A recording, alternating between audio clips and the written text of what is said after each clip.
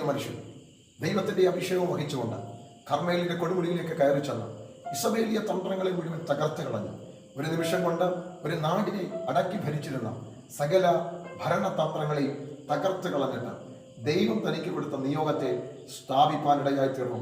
എന്നാൽ ആ ദൈവ മനുഷ്യന്റെ മുൻപോട്ടുള്ള യാത്രയിൽ താൻ പ്രതീക്ഷിക്കാത്ത സമയത്ത് തനിക്കെതിരെ ഇസബേലിന്റെ ദൂതന്മാർ വാക്കുകൾ പുറപ്പെടുവിച്ചു.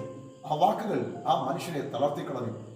ആ വാക്കുകൾ ഇങ്ങനെയാണ്: എൻ്റെ പ്രവാചകന്മാരെ കൊന്നുകളഞ്ഞതേ സമയത്ത് നിന്റെ തല ഛേദിക്കപ്പെടും. പലപ്പോഴും നമ്മളെ ഛേദിച്ച് കളയുമെന്നും അവസാനിപ്പിക്കുമെന്നൊക്കെ പലപ്പോഴും ശത്രു വെല്ലുവിളിക്കുമ്പോൾ പേടിച്ചു പോകരുത്, തളർന്നു പോകരുത്.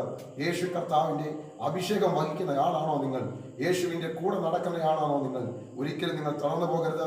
യേശു നിങ്ങളെ തകർത്ത് കളയുന്ന ദൈവമല്ല. നിങ്ങളുടെ സകല തകർച്ചയിൽ നിന്ന് നിങ്ങളെ ഉയർത്തിക്കൊണ്ടുവരുന്ന ഒരു നല്ല കർത്താവ് നമുക്കുണ്ട്. അതുകൊണ്ട് ആരൊക്കെ തകർക്കുമെന്ന് പറഞ്ഞാലും നിങ്ങൾ തകർന്നു പോകുകയില്ല. യേശു നിങ്ങളുടെ കൂടെയുണ്ട്.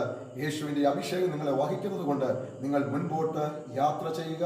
കർത്താവ് നിങ്ങളെ അനുഗ്രഹിക്കട്ടെ.